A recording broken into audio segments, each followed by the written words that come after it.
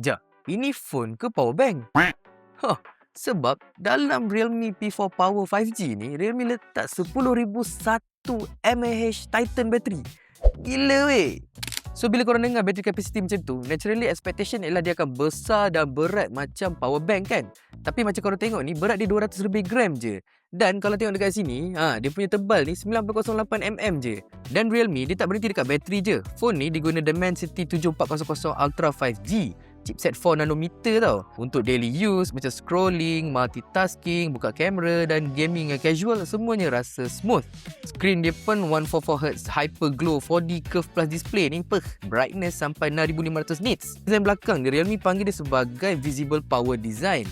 Dia ada transparent style panel, nampak clean, techy dan juga ada identiti yang tersendiri. Kamera utama dia pun 50MP Sony IMX882 OIS dan juga boleh shoot video sampai 4K. So untuk daily content, travel, social media, ni dah cukup bagus lah. Dia juga ada IP69, 68, 66 rating. Speaker pun boleh pergi sampai 400% Ultra Boom. Dan ada 27W reverse charging. So bagi saya, Realme P4 Power 5G ni bukan sekadar bateri je besar, tapi it's actually a complete package. Overall dia memang sangat berbaloi lah kan. Tapi dia membuatkan saya tanya kembali lah, ni phone ke power bank?